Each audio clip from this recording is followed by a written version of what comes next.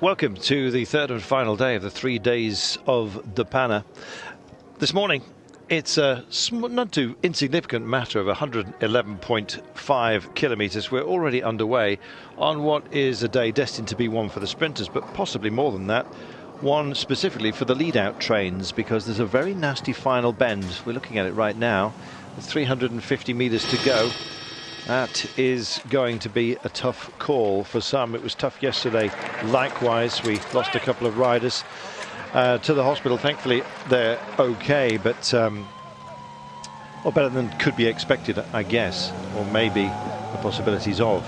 Nonetheless, it was a big push late on, and the question away make it all the way. Pim Lichtart was clearly a class apart when it came to the breakers.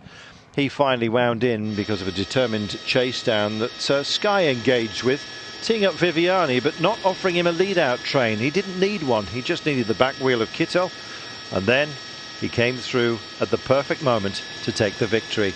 It meant an awful lot to the diminutive Italian.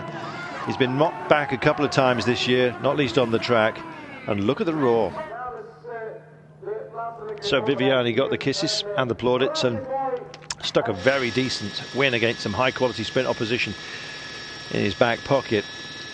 Kittel second place ahead of Kristoff, the overall leader. Chapeau, Petit, Sarreau, Basco and the rest. And so he stays in the lead overall, Alexander Kristoff, going to the crucial final day. Alexey Lutsenko is only 5 seconds adrift.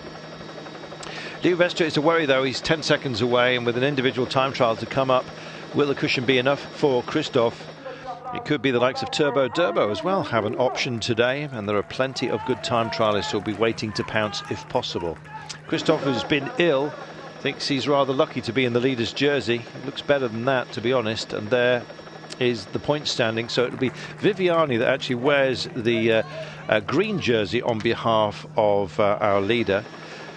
Loic Vliegen, though, is in red, and he can't be caught. There's no more climbs in this race, so that jersey belongs to him. Danny Van Poppel, though, leads the rushes by just 1 second, so still a lot to play for. Time then to head back into or away from the coast. And Andre Greipel wondering, I guess, whether he wants to go all in to risk everything with only 300 metres to go at the end of this morning's stage. It is about positioning. It is a risky final turn. It's only 300 metres from the line. And basically, if you emerge from it in the top 5, you've got a chance. Anything else, forget it. So it's all about the approach. So far today, we've got a breakaway. They've mustered themselves. And one feels that Kittel may well be one of those that's dropped off almost perfectly at the line. He has a very good lead-out train after all, with Richesi and Sabatini going extraordinarily well. As for Kristoff, well, he's also looking good. Viviani is nursing the points jersey on behalf of Alexander Kristoff. It appears that it's going to be between Katusha and Etixx, but there'll be other teams that think they can get something out of today. And well, it's the last day of the race, so it's now or never, I guess. Mood seems decent in Astana. And indeed, with Lieuwe Westra in a terrific position. What about Gardini today to nick a stage win? Again, he'll have to be clever, and I'm not sure how many risks will be taken by Astana, and indeed the likes of Lotto ahead of the time trial. Indeed, of course, Flanders this coming weekend. So they rolled off flat light, not too much wind. The wind had swung round to the north quite light this morning.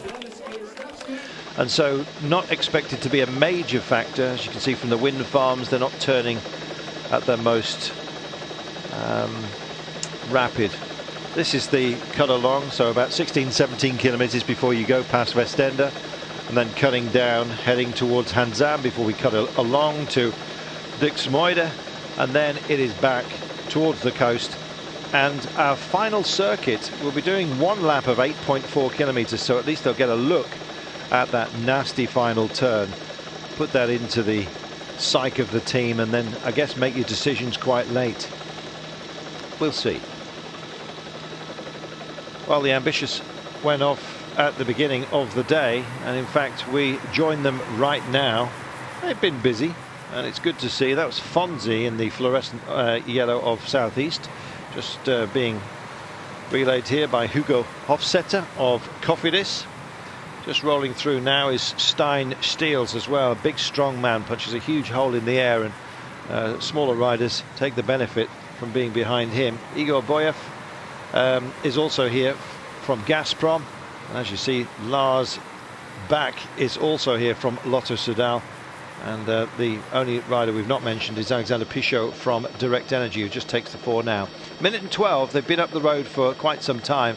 61.7 kilometres to go though, Magnus Backstedt, and it's all about the final turn today. It's been like this for quite some time, season by season. Season by season, definitely. It's the same kind of finish, and a difficult one at that. So we have a very long straight to deal with before a very focused right-hand turn, and yeah, there's been quite a few spills in that particular corner through the years, but nevertheless, I think we're looking forward to another sprint and you know, another battle between the big guns that we actually have here in this race. But today's stage is one of those very difficult ones where we never see the breakaway go out all that far, and everyone in the bunch tend to ride very hard to keep that gap down.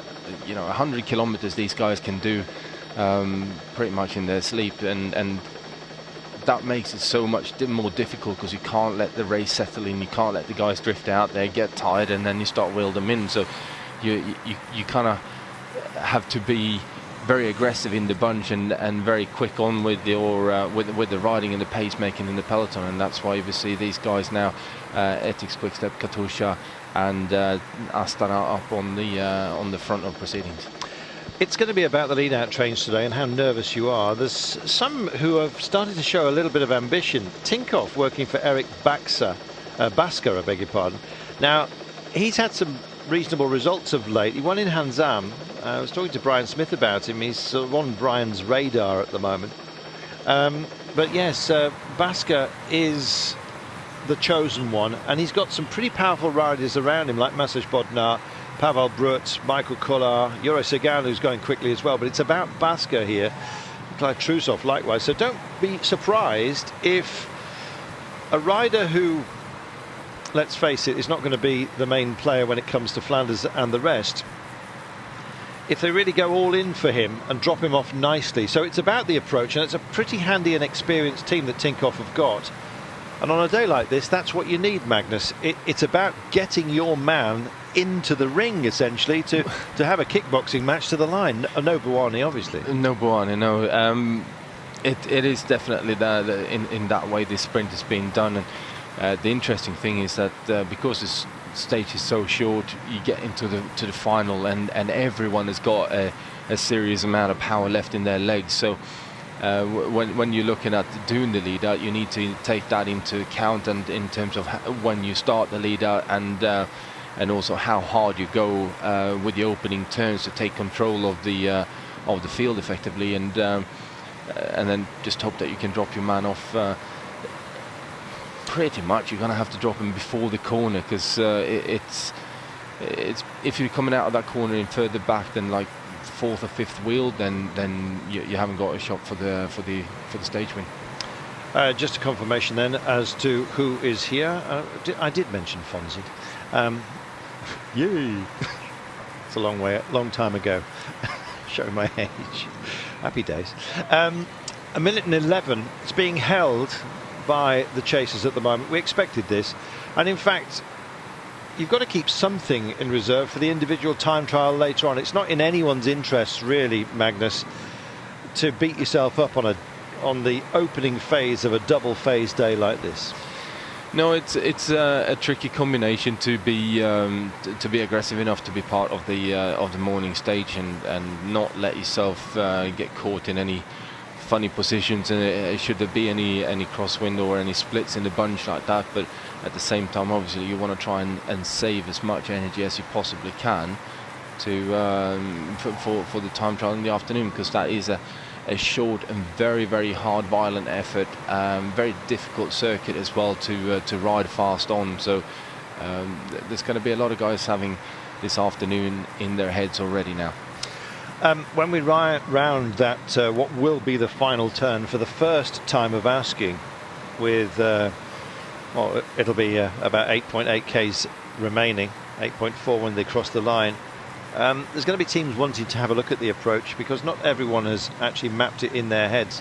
I'm sure they've had a look on YouTube and seen some of the some other service providers, and they've seen the approach. But it doesn't matter how often you, I don't know, look at something like that. It depends on what's going on around you as you approach it for the crucial moment. And strategy often has to be torn up and remade. 56.9 kilometers to go. A minute and 11 is the gap. It's almost like these guys have let out a long tow rope to the peloton behind. It's immovable for the time being, Magnus. It seems that it's going to be a holding pattern, so I guess we're going to have time to chat to quite a few fans today. Yeah, I definitely think so. This is likely to stay like this. The peloton don't really want to go any closer than this, but they don't want to let them go any further either because of that very fact that it's a short stage. So we're kind of in that sort of stalemate kind of position here for the next at least 20, maybe 30 kilometers. It's an experienced group, this, and perhaps the foremost amongst them is, of course, Lars Yitting-Back. He's the father of this breakaway, I think it's fair to say. And I guess if he calls for action, they may well be minded to engage with him. Looking at the teams here, they don't really have any out-and-out sprinters. Stein Steels, you know, might have some ambitions of going long today. Topsport Vlaanderen have been in the break for much of this race, as we've had so far, and you often find that with the minor teams, as we've mentioned before. There's Hansam, or is it Hansame? Hansame. So it was neither. So since I am half Belgium, I got to say. Fair enough. They're making a turn.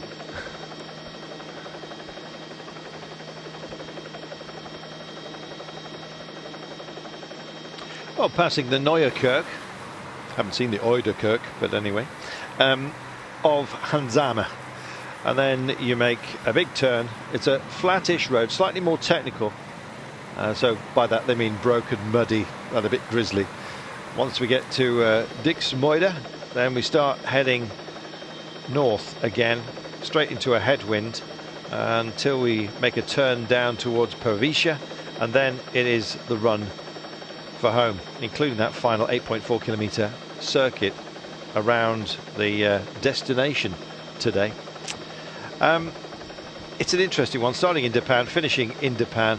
It is the 3 days of that city.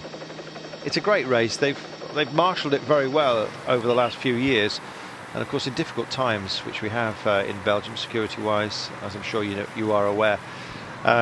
It's great that life goes on as normal, Magnus. It definitely is. You know, it's nice that they have that they're still continuing to run the races, and you know, the security, as I hear, it's been up for the Tour of Flanders as well. So that's always good. Yeah, it is. Security-wise, for this weekend at Flanders, it's a bit of a nightmare. It's a nightmare getting over because the airport's still closed. The explosive device that went off, apparently it caused such a shock within the airport terminal that the building's unstable. So what can you do apart from, of course, divert people elsewhere? So it makes the fans' journey a lot more difficult to actually get to Flanders, but you can be sure that there are going to be millions, as usual, turning out for what many regard as the greatest single day of cycling in the season.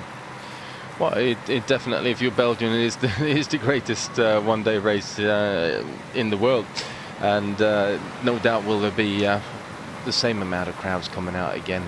I'm guessing that the crossing from the UK to France is going to be rather jam-packed, should we call it? Yeah, it is. There are huge delays. I know you came back over, didn't you, recently, Magnus, using the Eurotunnel.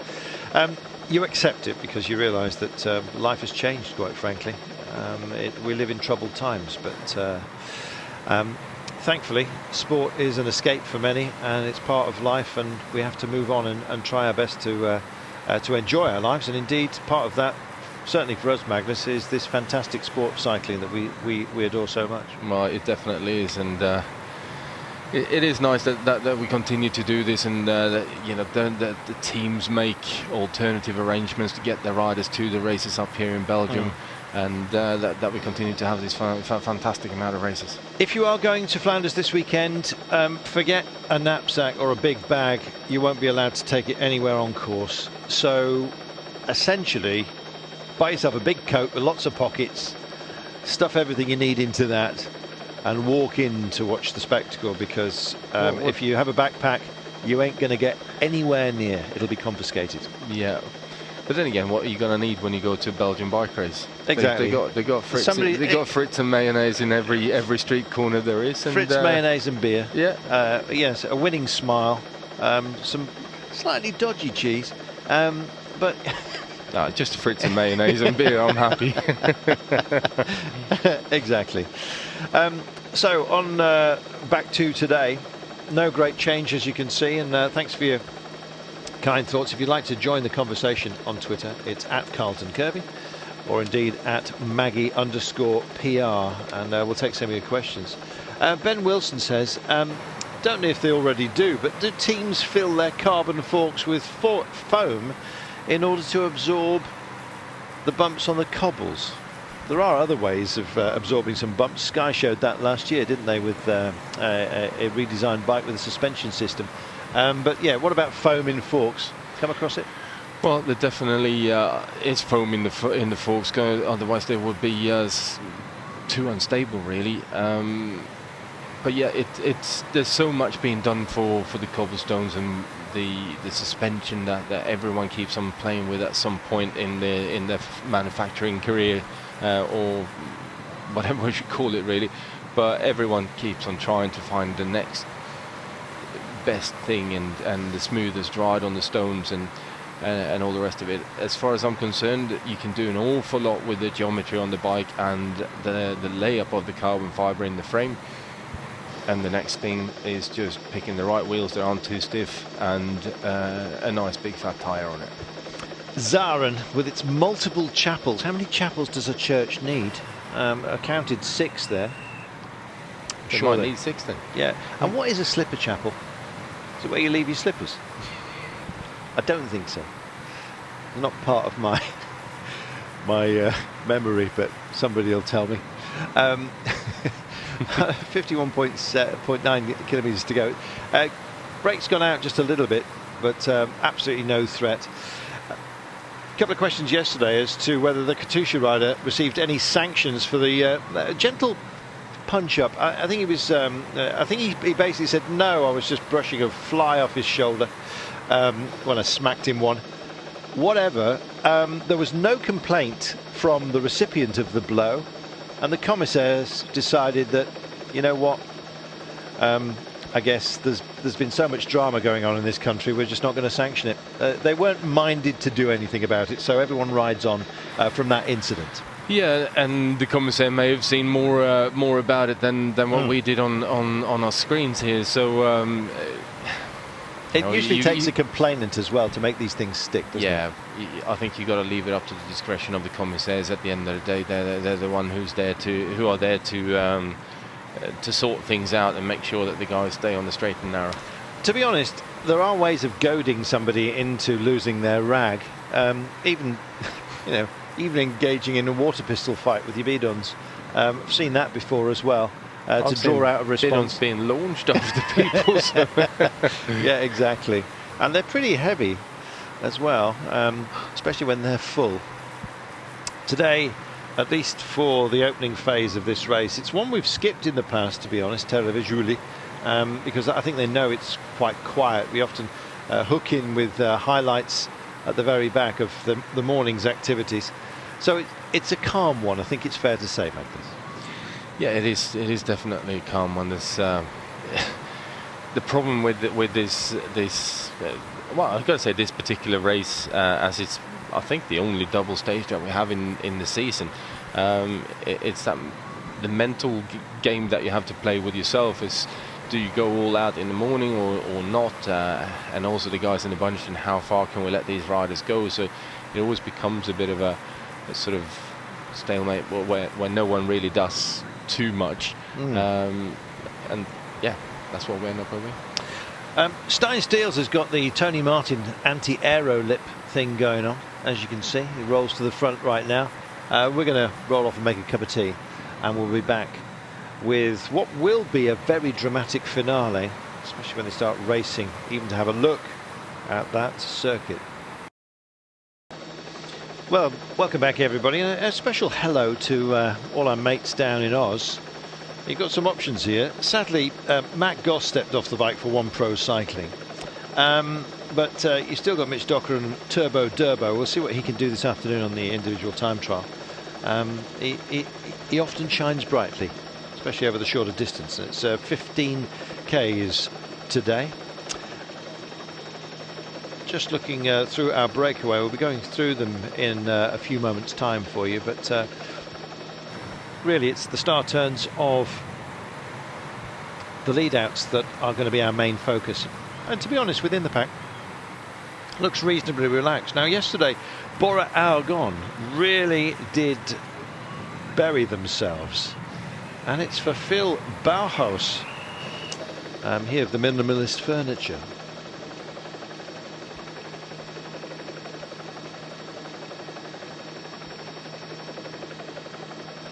Yesterday Bora-Argon really went for it. Phil Bauhaus,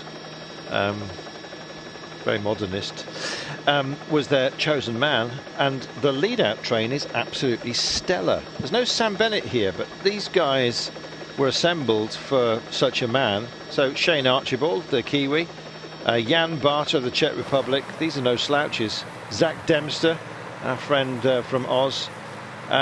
We've got Mezgec from Germany, Postel Berger, who was in a break earlier on, Schillinger, Scott Thwaites as well, who's a real hard man. So don't be surprised if Bora-Argon, if they string it together today, and they will have the bravery, they'll have the mojo, so it may well be that you get a team like them just starting to punch some massive holes in everybody else's lead out train. It could be get a bit nervy. If it does, Greipel won't like it. To my mind, Andre Greipel is not one of the favourites today, despite him being a super quick guy. He doesn't like it when it gets a bit too risky. He's had some really horrible accidents of late, and he's sort of lost that commando mood, should we put it that way? When it gets to final curves, it's too much at stake, especially with Flanders on the rise, and he's been injured and he's been ill again this year. So I think he'll put something insurance-wise, I think he'll hold something back, Magnus. So it might well be that Basker for Tinkoff and Bauhaus for Bora, or maybe some unusual guys getting in the mix in that race for that final curve today.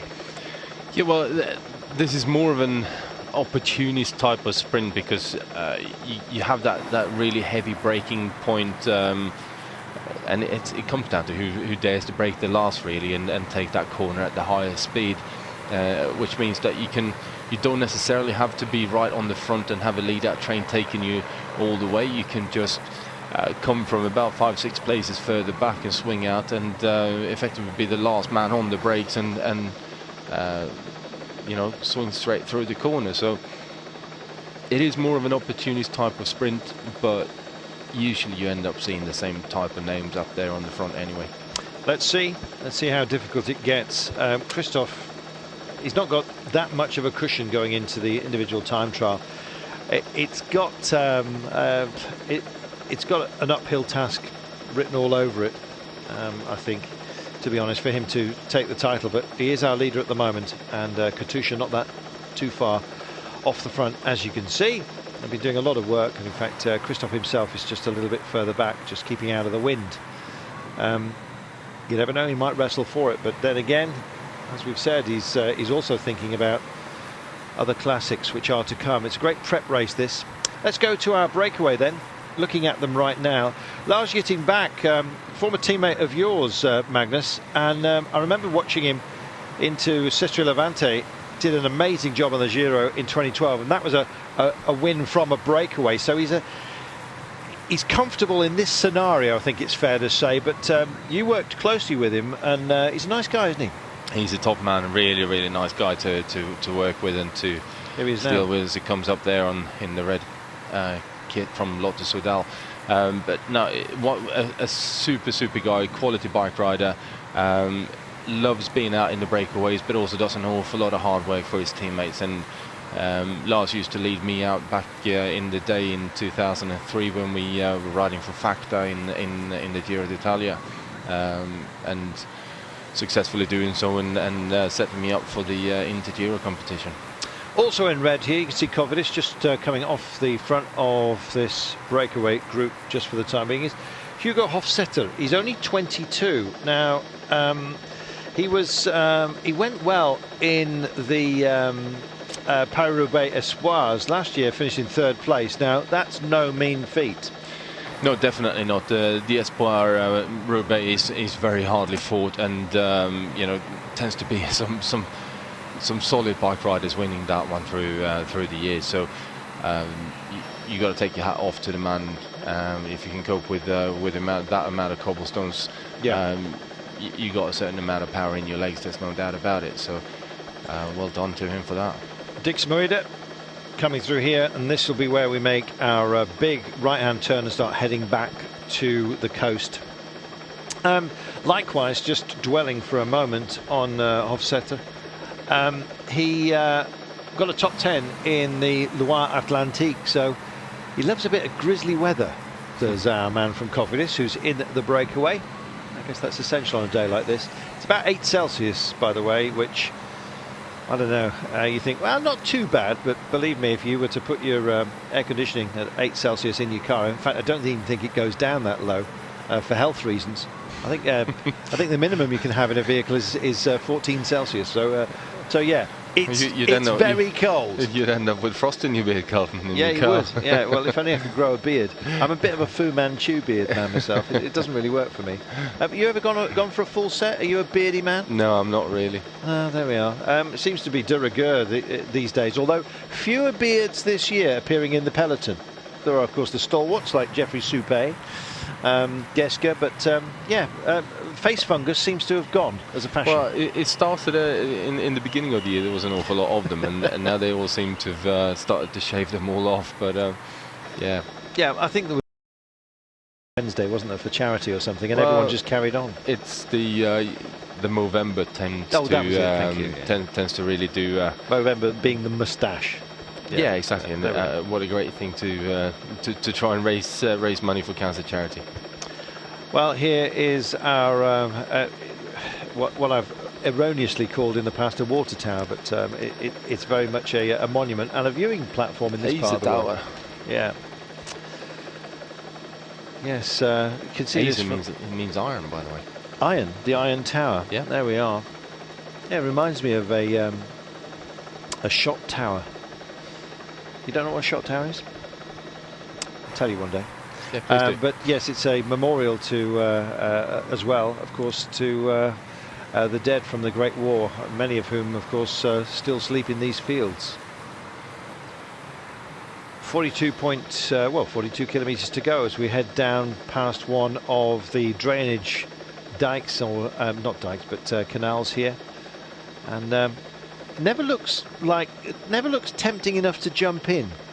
It's all terribly muddy, and you don't want to take a mouthful of that because it's got rather a lot of manure in it. Yeah, it's not the best of water to go swimming in, that's for sure. But stay on the surface. Nice day out on the boat, though. Yeah, very much so. Yes, I'm not sure what I think about boating really. They always seem like owning a boat is a bit like having an elderly relative you sort of feel duty bound to go and visit. And then when you get there, you find out it's not that much fun. Hey, look, your relatives are probably different to mine. 41.2 kilometres to go. We're going everywhere today, including off-piste. But not a great deal is happening. Mark Isaacs down under says, don't worry about shouting out too much for the Aussies. I'm just absolutely stoked, he says, because he's still down with the kids, is our Mark. He's stoked to have live racing prime time down under. Well, it was an early start for us, but I see what you mean, Mark, and you're very, very welcome. Minute 14. I've been saying that for such a long time, Magnus. It's 74 seconds, you know. That's the gap. Magnus is going to be giving us his Stompot recipe fairly soon, so get a pencil and paper ready for that. Are you? I don't know. Do you want me to? Yeah. Shred some swede, lightly braise it, mix it with potato, add some mustard and maybe a bit of cabbage. Job done. It's the Doden gang, and as you can see, the preserved trenches from the Great War. It's never really a joy to see such things, to be honest. It's a reminder of a great scar that runs through the heart of this nation.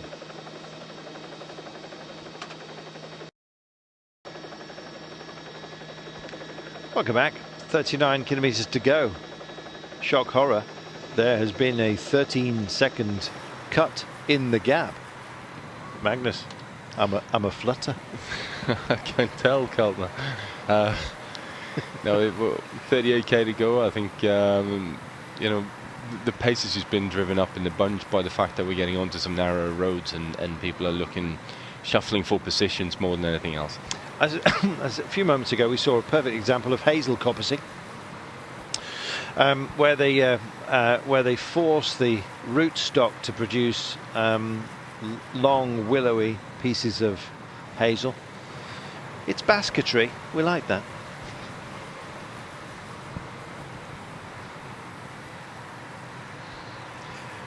Gosh, where have you been? We've been talking about basketry. It's yeah. I don't know. If you're a weaver of the willow, you're in your heartland. 38.3 kilometers to go. Hey, the gaps. You've lost me again, Carl. Yeah, I've lost myself. I'm a hopeless case. I tell you what, it's time to press the button for the Tony Martin Spectacle Update. Well, there is an update. Go on, what's happening with the Tony Martin Spectacle Update? What's going on? Yeah, he's wearing them. Hey, Glenn Hoskins spotted it. Tony's gone for the bins, as they say. Clear ones at that. Well, yeah, those are the only ones he kind of wears. Will he have a visor tomorrow, though? Usually an integral one, isn't it, for him? Tony usually doesn't wear a visor when he does time trial. He just either goes for the clear spectacles or nothing. There we are. So old Red Eye, as he's known at the end of a long stage, has decided that I don't know, discretion is a greater form of valour, or maybe protection is. Damp roads today, a little bit muddy. The last thing you want is a bit of grit in your eye when you've got to do the job. Well, that is completely true, and that's why I sort of preach to most riders that I come across to wear glasses at any point, whether it's sunny or not, and you know, all it takes is for one fly or something like that to hit and get you in your eye, and that's a serious situation for you. Your opinions on the dramatic reduction in thatched roofs in this part of the world? In what? The dramatic reduction in thatched roofs. You see the reed beds here? That was your roofing material for so many years in this part of the world, and now it's at an end, and the craft is disappearing. It's tragic. Yeah, it is tragic. He's hopeless.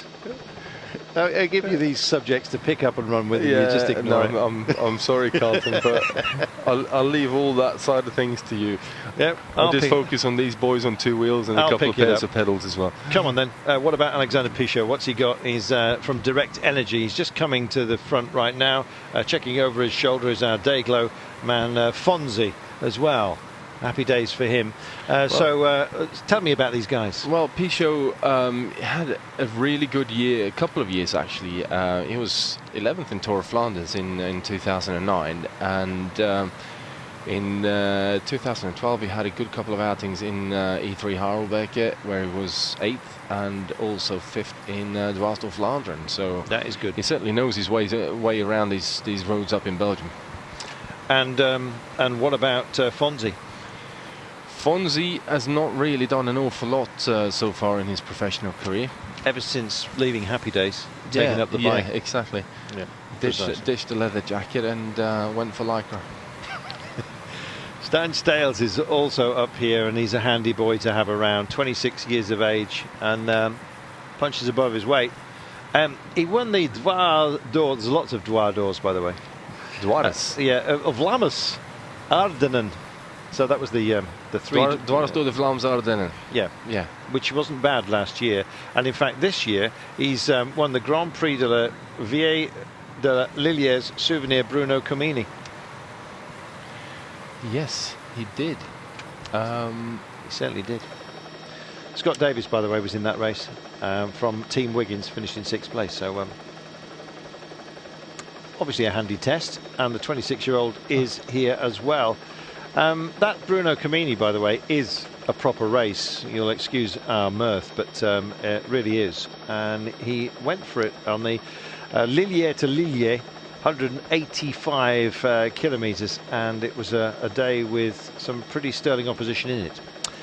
Thanks for your thoughts on Twitter, most of which are... Paul Robert says, Thatch roofs, are you okay, Mr. Kirby? Magnus is a bit worried, but it's only because of... A bit is an understatement, and I think here. The hard road is describing me as totally psychedelic today. Yes, we're on the fever. We've got the fever. We're waiting for Flanders, basically. And so are many of these guys, Magnus. The ones we've got on screen have been brave enough to show up. And yes, they're not scaredy cats, but some great names have stayed away from this because it is quite focused. And you'll see that when we get to the end of today's first phase. Bonen, Cancellara, Van Mark, Sagan, Thomas, Van Avermaet, Stibar, Rollins, Terpstra, Van den Berg are not here. However, Alexander Kristoff is, and he doesn't mind having to go a double, but he's not been well. Leads this race. We've got a time trial to finish the day off. It may well finish off Alexander Kristoff, I'm afraid, because there's some pretty handy guys who can time trial, including, of course, Lieuwe Westra from Astana, who sits only 10 seconds down. So let's consider who's still got a chance today, accepting that, generally speaking, the times are going to be pretty much set on this first phase today, going into the time trial. Who do you fancy for the title, Magnus? Well, I still think that Kristoff is going to be difficult to beat. It's 10 seconds over the 14 kilometers to this afternoon. Between him and Westra, I don't think there's going to be an awful lot of between them as such. And after that, we're starting to look at some pretty big time gaps. So, it's 43 seconds down to Mads Pedersen, and Durbridge at 46. Tony Martin is at 48 seconds. That's way too much for even the best time trialist in the world to bring back over such a short period of time. So I think we're looking at the battle between Kristoff, Lutsenko and Westra. And don't count out Lutsenko either, because as Kristoff has proven in this race, not essentially badged up as a time trialist, and so often we've said that riders who don't necessarily shine brightly when it comes to an individual time trial, they haven't had to, and when they're finally called on to do so, they go all in and produce a stellar performance. Alexander Kristoff, when he won it last time, I think was third in the individual time trial, so he can go for it and spin it up, as he proved right then. Yeah, definitely. It's when you're in that position, you're racing for an overall win, then of course you're going to go give it everything that you got. And Kristoff has got an immense amount of power, and it's maybe not the most flattering type of time trial styles that I've ever seen, because he turns such a big gear. But he makes it go fast, and I guess that's the key thing. Power doesn't have to be pretty, as a very famous cyclist once said. Kevin Airy says he's loving the idle conversation. We're trying to bridge to this 8.4 kilometres remaining. As I said before, we haven't normally given you the joy of this stage 3A. We've shown highlights a little later on. Andre Greipel decides to hand over the laundry, as you can see. Yes, job done with the warm gear. It's not wet today, thank heaven. And just sailing back into our consciousness, Andy Fenn, after being caught on camera with a brief comfort break, bless him. Just making a transition off the canal wall road. That's a traffic calming device. Anyway, there you go. Bit of a chicane and then more of the same. I think we should ban mourning for Carlton Kirby, says Stephen Bately. Betley, I beg your pardon, Stephen. Yes, I'm in tears over the devastation of the reed industry, says Neil Strange. Heartbreaking, all that wasted marshland. You're speaking my mind, Steve. By the way, if you see a roof with a sort of a kick out at the end, if it starts to fan at the end, so flare, it means that it was actually built for thatch. You see it on some of the older buildings. They're all pantiles these days, honestly. What happened to tradition? Silence from Magnus. He's leaving. 31.6 kilometres to go. Another big turn, as you can see. This is a loop just after Ramskapelle. Going to have to go to Ramskapelle just to see why it's called that. When did the ram escape? That's the one I want to know. Volta next. And then, of course, we've got our circuit. Can't wait. See you in a moment. Marcel Kittel has just cracked a smile. He's in a good mood. Let everyone be afraid.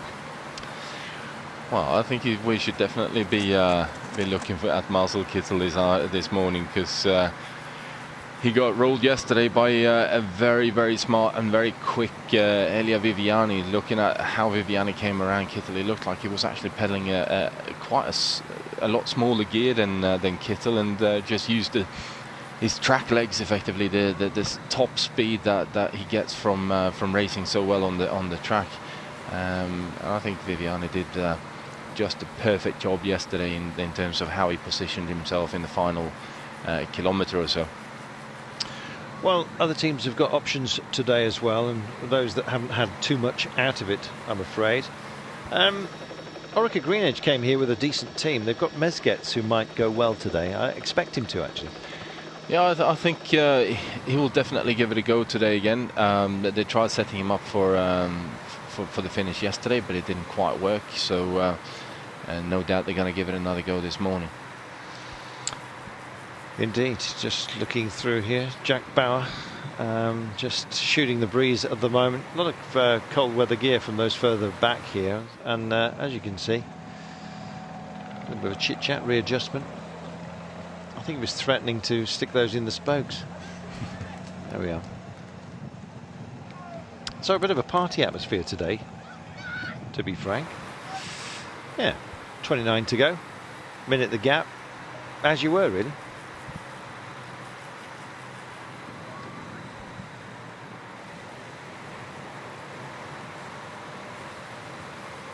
Virtually no breeze today, as you can see. Senchal just handing over some of his cold weather gear. No rain today, and that's a blessing. We've just been considering whether Marcel Kittel will feel aggrieved enough after yesterday to go for it. He had a very quiet season last year. Well, it was noisy in terms of the press, I guess, but just never really managed to get physically where he needed to be, and I say mentally as well. But then again, when you're off form, or at least out of winning ways, mentally is always an issue. But anyway, Marcel looks really happy. He's got a great train around him, and Ritresi and Sabatini have been working so hard. Didn't work yesterday because of the cleverness of Viviani. When Viviani crossed the line yesterday, Magnus, he nearly managed to get a reading on the Richter scale. It was tectonic. He really needed that win, and he got it. Yeah, he definitely needed that win, and this is a race that he's been targeting as well this year. So to be able to pull off a stage win was great for Viviani, and I think we'd be silly not to count Viviani in for today's stage as well, because with this really sharp corner, only a couple of 100 meters before the line, I think it's definitely Viviani kind of a kind of sprint. Well, it's a hearty food day today. When you go to the frit truck, and it's obviously not just fries that you go for, what's your sausage of choice? Have you ever tried a Mexicanos? I don't actually go for the sausages in there. What? No. Belgian frites should be Belgian frites and mayo. Oh, honestly, you need a bit of protein in there. Mexicanos, by the way, my favourite. It's spicy, what the Scots would call lawn sausage. So it looks like it's been run over. It's flat. And they usually cut it into strips. And it's absolutely gorgeous, especially with a bit of paprika mayonnaise, which is one of the variants of mayonnaise. Are you a pure mayonnaise man? I'm a pure mayonnaise man. Oh gosh, tradition, honestly. Move it. You've got to get down with the kids, with your Mexicanos and the rest of it. Anyway, we try our best. A couple of you writing in and saying that absolutely love cycling in Belgium. We're roundly cheered when we pass by the locals, says Simon Bates. As if we were in the race. They're cycling mad in Belgium. They certainly are. And this weekend, it's the national race, for goodness sake, the Tour of Flanders. They're not going to let anything spoil it, are they? No, definitely not. And what a battle we're going to have on our hands as well, with Sagan, Cancellara, maybe even a Bonen, who knows. Kristoff definitely, I think, is going to be in there. And I have a sneaky suspicion that we're going to see a couple of the boys from the team that you're seeing on your screen here now. BMC, I think so too. Taylor Phinney, you know, for all his injuries, he hasn't shied away from combat, and I always fancy him to do rather well at some point on one of these cobble classics, because he's a fantastic bike handler. His accident, by the way, was not his fault. He was struck by a motorcycle, so I think we've said enough on motorcycles at this pace anyway. They're not making a nuisance of themselves, which is good. Yeah, BMC have sent here a terrific time trialling team as well, haven't they? They certainly have done. Although, are they going to be going all that well? Are they going to go full out? It all comes down to how they're sitting on the general classification, and also what they've, you know, where they're at physically for the Tour of Flanders. So yeah, I think it's going to be interesting. But I think one of my outside bets for Tour of Flanders this weekend is going to be Greg van Avermaet. GVA, well, giving it the old GBH. Why is that an outside bet? Well, it's not really an outside bet, but you know, it's he's been there or thereabouts for so many times. That's and true, just missed out. And I think this is the year that he's going to come and really give it a good run. Don't forget, you can keep in touch with Flanders live throughout. It's myself and Sean Kelly. Magnus, you're also going to be at the race enjoying proceedings. It's just a fabulous thing to be part of, and you can advise people about where to go and to enjoy the spectacles of cycling, whether that's up the Galibier or Ventoux, whether that's up the Champs-Élysées for the final of the Tour. But honestly, Flanders is such a spectacle, and you're almost guaranteed superb drama in a hotbed of cycling. It's a privilege to be there. It definitely is, and I think if you are going out there, there's a couple of key places to be. One being on the Eau de Quarmont, and the other one on the Patersburg. Two key moments in that particular race. So go out there and live it up with the Belgians. Yeah, why not? Ligon just handing over there his rain jacket as well. As I mentioned earlier on in the programme, in case you missed it, I think that there's going to be some skirmishes today from some minor teams who I think will get a decent result. I'm thinking Bauhaus, he of the sort of dodgy tubular steel furniture, for Bora-Argon. He's got a fantastic lead-out train with Archibald, Jan Barter, Dempster, Maschka, and others, including Scott Thwaites, who was a proper prize fighter, and Baska for Tinkoff. So when we drift away from Kittel, potentially Greipel, although I think if it gets rough he won't, Kristoff, Viviani, Mezgec, when you start looking at some others, there are options for some of the other teams here, particularly because of that nasty final turn.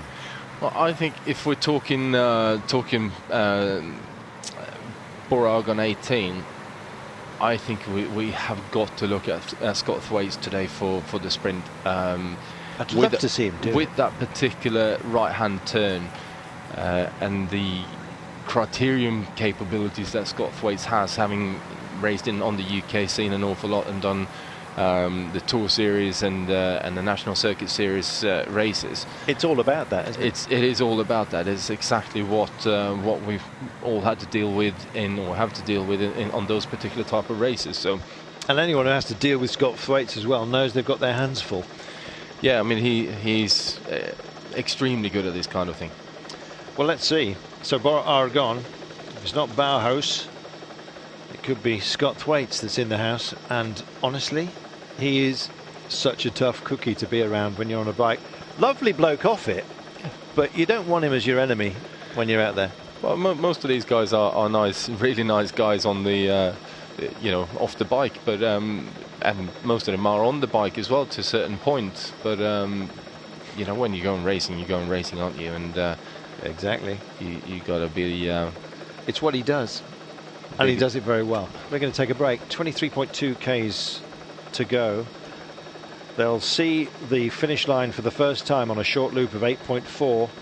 So plenty of time then for them to sort themselves out, and us. Welcome back. We've been busy considering some of those who maybe not at the top of your list, but certainly can punch their way back into your thoughts. And one of those is Christian Haus a little bit later on. If ever there was a tough guy, we were talking about that in regard to Scott Thwaites, and Christian Haus fits the bill, doesn't he?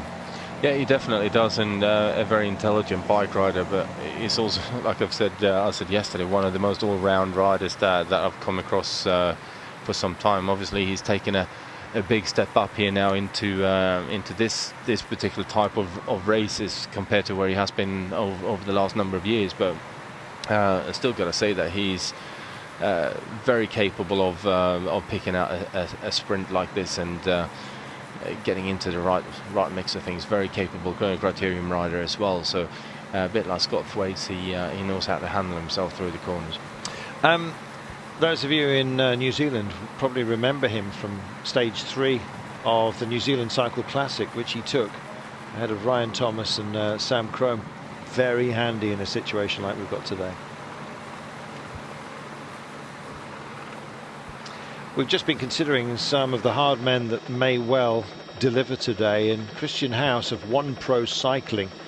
He's 36 years of age now, and I've seen him, I think we mentioned yesterday, in the milk race and other events, city centre crits, where final curves often come very close to the line. And he's a man who could well be in the crucial top 5, or maybe even just top 3 round that last bend. He hasn't got a lead-out train to help him, but he's a skirmisher, so he can latch on to others, as Viviani did yesterday. Yeah, well, and this particular sprint is all about getting into that final turn in a good position, and then just trying to hold on. It's a difficult one to judge. If you get through the corner first, you've got to open up straight away, and as long as you've got the legs, then that's probably the best position to be. But we've seen an awful lot of sort of, should we call it, battles going into that corner in the past. Here's Viviani, and the man who yesterday got the beating of Kittel at the very last. Played it beautifully, didn't he? He burnt his team on a slow burn, but it was all part of the battle plan, and he followed the right wheel and kept very calm until the moment of impact, when he decided to go for it. Yeah, well, he did, and it was like we thought when Team Sky got on the front very early on that leader. They wanted to just get Viviani to the point where Etixx-QuickStep took over the final run in and get himself onto the wheel of Marcel Kittel and then just follow that one. And he did very well in being cool and waiting for such a long time before he actually opened up his sprint and properly went for it. It was almost like Marcel Kittel in the end just about acted as a lead-up man for him. Yeah, exactly that. 19 kilometres then. Yeah, he punches a big hole in the air as well, Marcel Kittel. He's a big guy. It hasn't really done him too much harm, being so big of stature. He delivers his power beautifully, doesn't he? Yeah, he does. He's certainly an incredibly powerful rider when it comes down to the sprint. Like I said, he's a big man, and that can help coming into, maybe not for the sprint itself, because obviously there's an awful lot of wind that you're pushing. The aerodynamics isn't always the best, but you know, actually getting to the finish and getting in the final kilometers when everything goes a bit crazy, it helps being a bigger man, and you can kind of ride your way through the peloton just as you see please. Exactly. Use of shoulders and elbows, we've seen plenty of that. And you've got to be prepared to take some hits, and having great core strength is part of that. Just and bike handling skills likewise. He does a super job.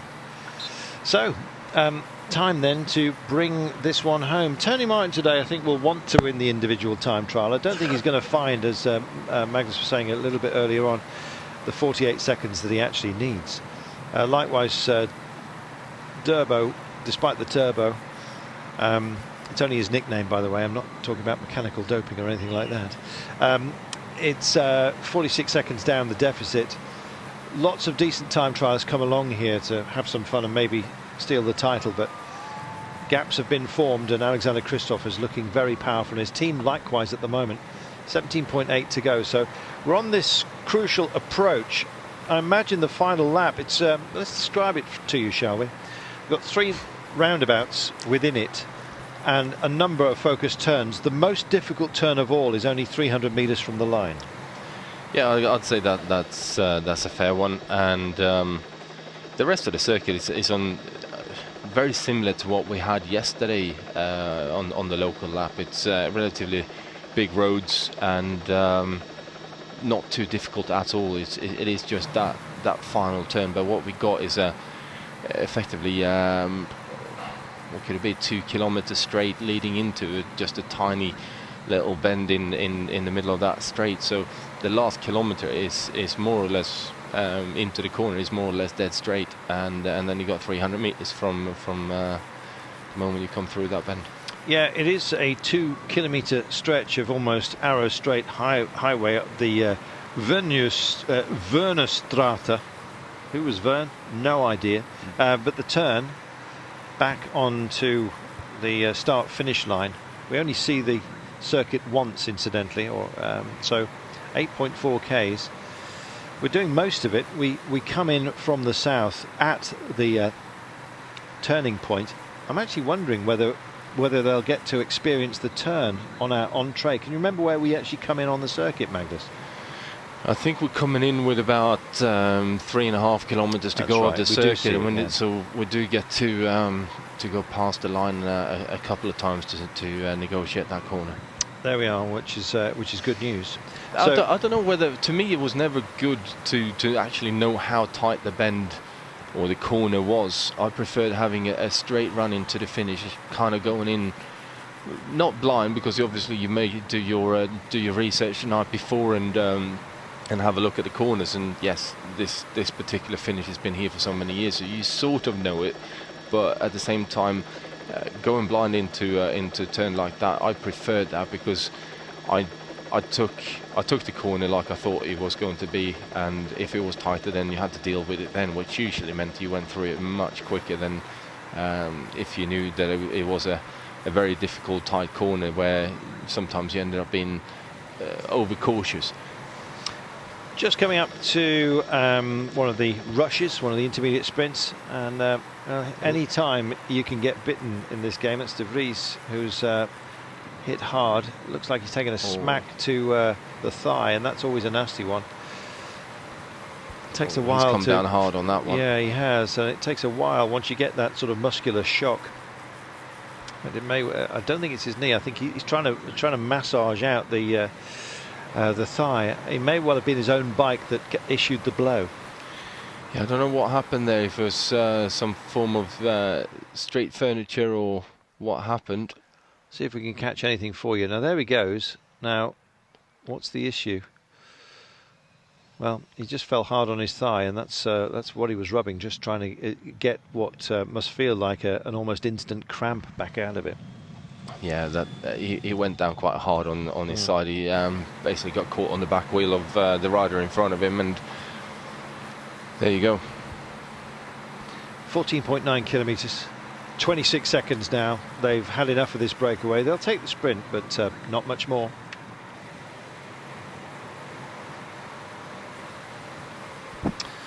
They're rolling with it.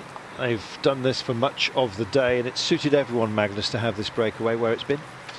Well, it definitely has suited everyone, and that's part of the reason why you're trying to get the morning breakout on the road as quickly as you can. Lars back here now, clearly thinking about that they are going to get caught, and saving a bit of energy for a bit of being able to help his teammates, and dragging Greipel up to the front in the final. Alternatively, why not a big move on his own? But I think it's Peloton are too close now for Lars Bak to really make an attack and try to make that stick. I think so. So 14.1 is all we've got remaining as they sort of start to string themselves out, thinking about the 3, 2 and 1 bonus seconds. And indeed there is our little rush sprint. And as you can see, no great hurry, it seems. Has this just been accepted, or are they just going to roll through? Because it's of no consequence. You can't win the Rush's jersey. And indeed, they just continue doing the job that they've done. And it's Lars Yitting back that it sits at the back, the least interested of them. And Hofstetter who takes the points. They certainly weren't in a rush to get across that line. They weren't, were they?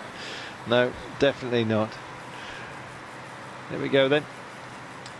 Our approach. So, Magnus, have you picked one yet? I actually think that Viviani's going to do the double. There we are. Well, you've gone all in. Do you want an outsider as well? Somebody who's going to box clever? Do I get two? Yeah. One of the fabs. Do I get to think about it as well, though? Yeah, you can have a little cheeky one if you like. Okay. So you think Viviani for a second. Do you know, I'm tempted to go with Gardini today. Just as I know he's an outsider, especially in this elevated company, but it's been short enough today for him to have a go. And he's clever as well, and I think he'll be motivated. Astana as well. I think they'll do a job for Gardini. It's of no consequence for the overall. And I think they're hungry enough to prove something to themselves as well as this afternoon in the time trial. So there you go, slightly left field with Gardini, but no disrespect to the great sprinters we've got here. Do you want to take your second pick then as well before? Well, I've already gone left field, so I'll go straight down the middle. I'm going to say Andre Greipel to completely and utterly blow away all we've said about him taking it easy into the final corner. So I'm ripping up my strategy right now. Go on. Right, I'm going Marcel Kittel then. It's not an outsider. Oh, was it not? But no, Greipel is not an outsider either, is he? Come on, no, but Gardini is, and I sort of did it in reverse. Oh, right, okay. So if you're having Viviani, you've got to have an outsider as well. I've got to have an outsider, okay, fair enough. So you're going Viviani, and? Is Luka Mezgec an outsider? Yes. Okay, I'm going for him. Ish. Very ish, honestly, top of the outsiders. Top of the outsiders. Yeah, that's a cheat. I was hoping you were going to pick somebody like Christian Haus. 36 years of age brute who does lots of city crits and can do it for One Pro Cycling. I thought you were going to I was thinking in that sort of terms, but anyway, we move on. 11.9 kilometers remaining as we go past one of the world's largest fast food suppliers and head inexorably towards our circuit. I'm going to change mine then and go for Scott Thwaite. Honestly, it's like handing a kid a chocolate box plus all that little note telling you which flavours, and Magnus just stalls on that. So I had just too much choice. 11.4 k's to go, 19 seconds only, and it may as well be nothing because they are not motivated to kick on anymore at this point. No, I think the peloton is going too fast as well for them to really do anything more with that breakaway. If they had the legs, I think they would have gone harder earlier and tried to sustain that advantage that they had. So, yeah. Leslie Haynes, are we showing Flanders on Eurosport? Yes, Leslie, we are. And in fact, we're going to see more of it on Eurosport than you'll be able to see anywhere else. So make sure you tune in. Some great drop-in pieces as well, and very much looking forward to it on what is going to be a race tinged with, of course, concern because of the security situation in Belgium. But nonetheless, we're going to go racing, and we're going to do our level best to enjoy the 100th Tour of Flanders, we remind you, the centenary event. It's going to be mega. Well, I think so.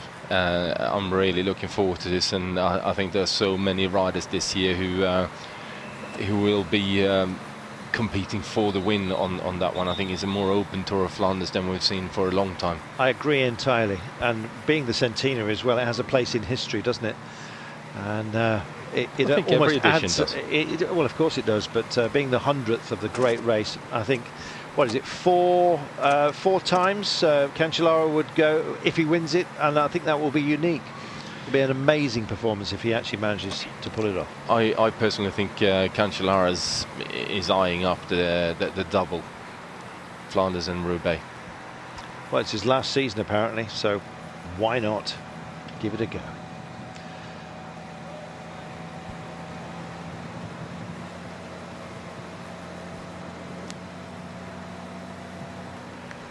We're nearly there.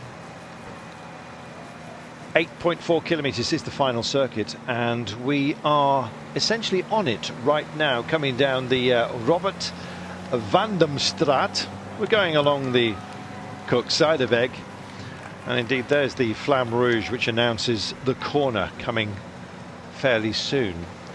So about 700 meters. Indeed. And so on the approach, it's a big highway this. You want to get over to the left-hand side of the road to swing in and basically slam the door shut on the approach, if you've got enough space with your lead-out train. They want a good look at this Etixx-QuickStep, which shows their mood on behalf of Marcel Kittel. So this is it. Just getting some inside information. Well, it's not actually all that inside, because if you follow One Pro Cycling on Twitter, they're putting it out there that Christian House is actually looking after Hayden McCormick towards the final here, and so yeah, I think it's McCormick that they're going for. There's your corner. How nasty is that? Wow, that spells trouble, and the script will be written late. And my goodness. And I guess it's when you come through that corner as well, it's not a straight line to the finish either. No. The road actually bends ever so slightly, so it's a very difficult one. Ideally, you want to come around that corner, move over to the right hand side of the road, and then just keep a clear straight line towards the left hand side of the finish line, which well, if you front row, then it does mess up everyone else up. So yeah, that's what I would do. Front row, expensive seats, and everyone is going to want to put their saddle right there. 8.1 kilometers to go. Here we are then. Nice gentle curve around Zalan to the Dunkerlaan along the side of the beach. Not too much wind today, but look at the pace we've got already here, Magnus. They need position, and they need it now. They can sort themselves out on the big long approach with about after the final roundabout with 3.2 k's to go, but nonetheless everyone's in colour order even now. Yeah, they're definitely, but what we got here is the tram lines, which everyone has to deal with, and usually there's someone who tries to play trains at this point and ends up on the deck. Pretty much every year I've done it. Hey, well, that's street furniture that's the problem this time. Christian House has just gone into the Mundo. Yeah. That's Grosu as well, and this is not a great moment, I'm afraid. Ouch. This hurts. Christian House then is not going to be there at the end, I'm afraid. That's knocked that one out. That's a shame, because he was clearly motivated today. Well, he was looking after his teammates, and luckily they got through okay. I don't know what happened with Christian there, or if he got caught in one of the tram lines, or what may have happened. It's very easily done, but something you definitely want to try and avoid. Well, that team absolutely wasted, I'm afraid, here. Von Hoff, Mortensen, Hunt, Opie, Matt Goss, of course, and now Christian House. I think he'll ride on this afternoon, but big disappointment for Christian House. It was he had an option today, and that's now just been torn up or neutralised. Likewise, they'll be declaring all together in just a few moments' time, and the push on is coming from Katusha and Etixx-QuickStep with Astana starting to join the fun right now. Let's have a look. Pushed over to the side of the road. Ouch. Well, Ooh, street furniture, and it looks unguarded as well. There's a couple of bollards there that have no pennant man, and that's a bit nasty, I'm afraid. I think Christian Haas was lucky there not to hurt himself any more than he did. That could have gone very, very badly. Well, he's coming wide around the outside. I guess that's a warning to absolutely everybody as to how tight you have to take that curve. Well, we said it was a nasty one, and with those open bollards, really they should have been shaved off. To be honest, it was naughty. Well, someone needed to warn about that one, and potentially put some barriers to sort of bring the riders in a bit. Even a cordon with a whistle man and a pennant man. That's what we would have liked. Let's have a look at it. Here's the spit over to the other side of the road. Well, naturally, as you come through here, there we are. That's unguarded. That's not good. That's not good and unusual. Well, to be frank, and he wasn't alone on that one either. No, there was a large amount of riders that went that wide around the corner and didn't expect anything to be standing there. 5.8 kilometres to go. Pace is up. Here goes Cofidis. Roundup or roundabouts that we have. They'll take a gentle pull away from the railway line in a few moments' time. The road, as you can see, just snakes a little bit before a gentle right-hander. And then it's a very focused right-hander on the first roundabout. You take a quarter of it, so in at 6 o'clock, out at 3, if that makes sense. And this is a proper push, but it's only to kind of ally a bit of pace within the push that we're seeing right now. Topsport also looking reasonably lively. It may well be that you'd still get a surprise, but I think it's going to be the top draw, frankly, right now, with Christian Haas being neutralised a few moments ago in the most unkind manner. Bora still in the game though, and Scott Thwaites or Bauhaus, you never know, they might build something. 5.1 kilometres remaining. That's De Vries getting back in after his tumble. Yeah, definitely had to work quite hard to get back in there, but all these riders now using every piece of sort of hard packed surface that they can find to try and move up. And here we go through the roundabout. This is now part of the time trial course this afternoon as well, so they're getting to have a bit of a look on this one. That's the second of the 3 roundabouts. The next one will come with about 3.2 kilometres to go, so in 1,500 metres time. That will be another quarter turn through the roundabout. They took the first two, who were just watching some of the riders get back in. The first of 3, and it's coming up the last roundabout, and then it is that arrow straight line. This is a clever move, you know. That was a clever move as well, going straight through on the bike path there instead of just straightening out that roundabout, meaning that you didn't have to turn an awful lot, and carried all the speed. Did indeed.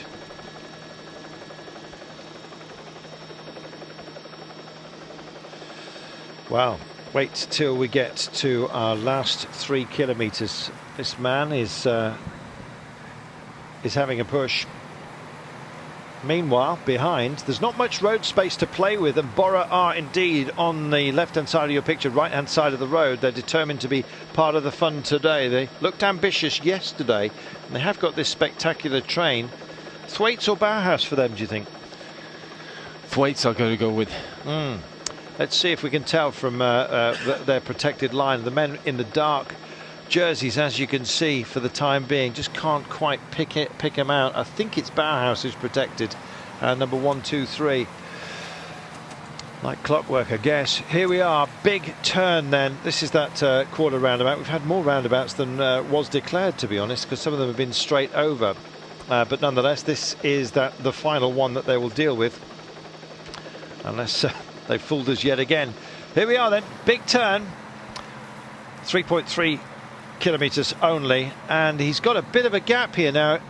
He could take advantage if they start looking at each other. Somebody's going to be tempted into action, but how far out before they start engaging? And here come Lotto Soudal. Andre Greipel's men are assembling themselves, so clearly he feels that if there's enough space out there, then why not go for it? Greipel will play the game today.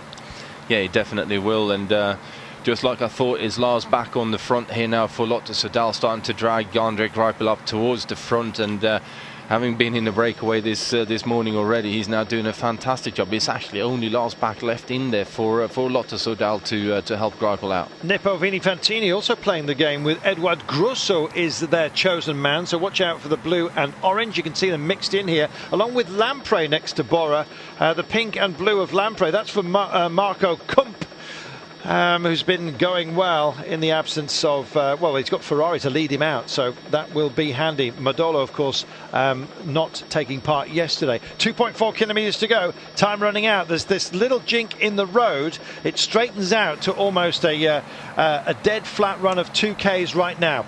Well, it looks like Etixx-QuickStep have got themselves boxed in on the right-hand side of the road, just open up now, taking a bike path to try and move up, but there's not a lot of space to work with here, and some others as well. Stolting also getting engaged as we speak right now.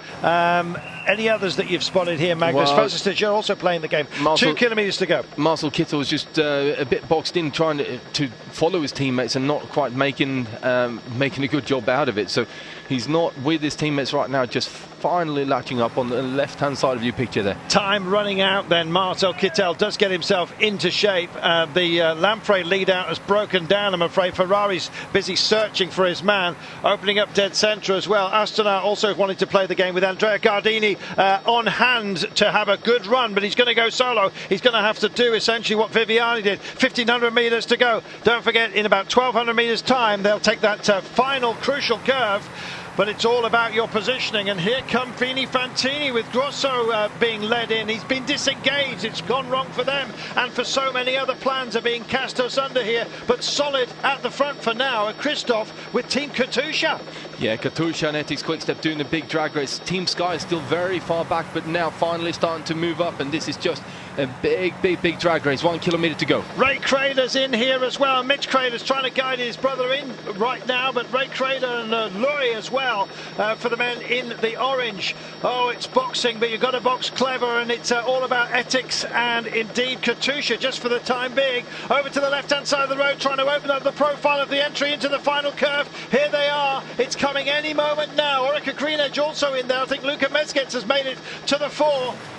Now then, 500 metres, count them in. Here we are, opening up dead centre. Baska is also here. Top 3 through have got a great chance, and amongst them, of course, is Kristoff. Time to go then. Oh! Disaster at this point on that horrible curve. Well, here's Kittel. He's still very much involved. It looks like it's going to be Kittel versus Kristoff. Kristoff goes for it right now. Bora also trying to light it up. Bora coming through as well. That's Bauhaus, I think, is going to have a look at straight to make about it. Oh, and there goes Kittel. Says this one's mine, but that was unkind. It was nasty, and this day has taken a lot of prisoners on that final curve. Kittel made it count. Yeah, he did. His team did a great job to drag him up towards the front there, and managed to hold it up right through the corner. There's clearly a few riders going a bit too hot through that final turn and ended up having to be scraped off the barriers. Wow. Let's check it out. We said it was dangerous. We had a preview of the danger. It still wasn't enough. There were so many riders who knew about that final curve. And crashes, it does call them, I'm afraid, this corner, this finale. Let's just hope everyone gets away with this. Yeah, it didn't look like anyone was seriously hurt there. Everyone seems to get up. So I think it's more of a couple of bruised egos rather than anything else. Kittel gets the victory he was looking for, the one he was denied yesterday, and here's your aerial shot of that final curve. Let's see how far towards the front that crash actually was. Goodness me, it was a whole load. If you're on the right hand side, you got away with it. I think it was around about 20th wheel that crash happened, and that's usually where it does happen in a sprint. So, you know, the guys who was sort of in the mix for the sprint was already up there. Good to see Bora mixing it with the big guns. Kristoff looking reasonably comfortable here as well. And a great push it was from Bora and Bauhaus at the line, I believe. Well, Kittel did the job, and so I think as Alexander Kristoff gets himself a bonus again going into the time trial this afternoon, a bonus that will matter to him. Well, definitely, it's another couple of seconds that he's taking with him. Clearly, he would have liked a few more, but I think that's a good morning's work for Kristoff, and certainly looking pretty good for this weekend. Well, it was about how well protected you were going in, and Bora-Argon did a fantastic job. Likewise did Etixx-QuickStep and Katusha. They kept their men safe. You knew, or we predicted, that you had to be in the top 5 coming through that curve if you were going to make it, and Andre Greipel does not look happy. Well, I just want him to be fit. Go away. I'm fine. I've had enough. We'll leave Andre to his bruises. He'll be fine. Phil Bauhaus doing a great job. German 1-2 with Alexander Kristoff. It's a good kid, Bauhaus. Yeah, definitely, and good sprint again from Amaury Capiot. Indeed, Mezgec in 5th place. Sarreau, Van Staeyen, Baska, Crédits, Kump. Some big sprinting names missing there, courtesy of the big bump at the end. Well, we'll be bumping into you, hopefully, a little bit later on, because we've got our individual time trial to come. It's only a short one, just shy of 15 kilometres. And right now, Alexander Kristoff, he'll be up for this. Yeah, I think he's starting the favourite for this 3 days of the Panne again, and you know, if he can hold it together in the time trial, then yeah, it should be good. Good work, Bora-Argon, finishing 2nd today with Phil Bauhaus. Good work as well by Alexander Kristoff. Quickest man today, safest man, Marcel Kittel. Well, a complex finish, a long lead up to it, Magnus, but an enjoyable day nonetheless. Yeah, definitely. It's an interesting one, this morning stage, and how, you know, it's passive aggressive in terms of the racing. You sit there and wait for this big sprint, and I think there was quite a few teams that misjudged how fast you have to ride when everyone's got fresh legs to get into that final corner, and it looked like Sky kind of misjudged how fast this lead-out train was actually going this morning, and with that, you know, Viviani wasn't anywhere near the sprint. So, but he certainly wasn't the only one. Well, this will be an interview in German, I'll be bound, if we have a few moments. You never know. Marcel Kittel, herzlichen Glückwunsch. Einfach war es nicht, natürlich, sag mal. Nein, also die Etappe war an sich ja nicht sehr schwer, flach. Well, the stage was of course flat for much of the day, but it was all about the finish. In the end, well, it was all about position. You have to thank your team. They got me where I needed to be. Und die letzte Kurve, ja, da sieht man es nochmal. Es ist unheimlich schwer, wenn man da nicht als Dritter die Kurve fährt, dann mindestens Top 3, dann hat man keine Well, he's talking about the difficulties of that final turn, and indeed those who've been down on the ground, so he spares them a thought. But I was in a superb position, you see, and in the end, I just went for it. That final corner there, because they crash a lot there recently. Honestly, to be constructive for the future, I think there should be a few corners before also the last lap with the track rails inside the last 10 kilometers is something where you can improve, and I think the organizers can have a look in that, and maybe there's something possible. What about the near future? Can you announce that you will be there at the Scheldeprijs in Schoten? That's my next race and my next objective. Now for me, actually the sort of real season starts with my real highlights, and I think I'm on a good way. Dankeschön, vielen Dank, thank you. Danke. He's in a good place. Marcel Kittel gets a victory today, and victory in sprints are his trade. Well, that's what he does, and that's the only thing that he really focuses on. So, you know, these kind of days are made for him, really. There we are. Time trialling this afternoon. There's a few who are absolutely made for that. One of them, of course, is Tony Martin, former World Time Trial champion. But he's down in 8th place. He's got 48 seconds, in fact, more now, after Kristoff picked up another 4 seconds. So he's 52 adrift. 4-second bonus for Kristoff at the line today.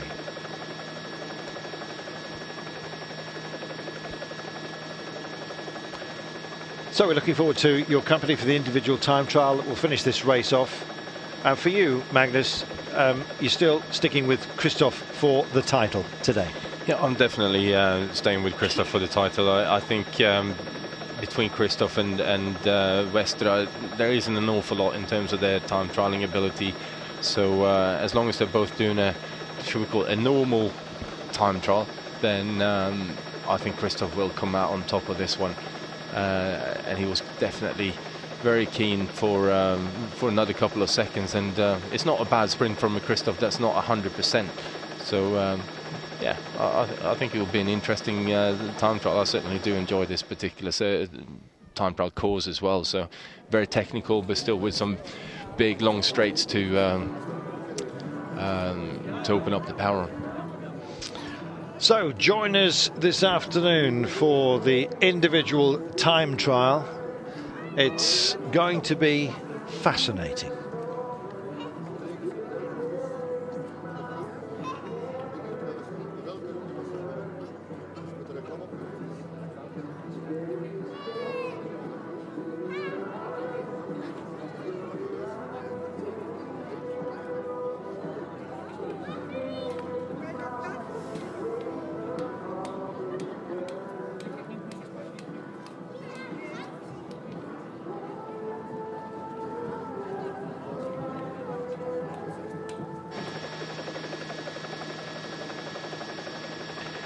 So here's your overall standings. It's a 7-second lead that Kristoff has over Lutsenko, 12 over Lieuwe Westra.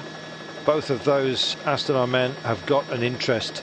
Mads Pedersen possibly too far down with Lerbeker, Luke Durbridge, Zabel, Tony Martin at 50 seconds down, Morgo and Capiot. Really, it's about the top three surely today over a short 15k time trial.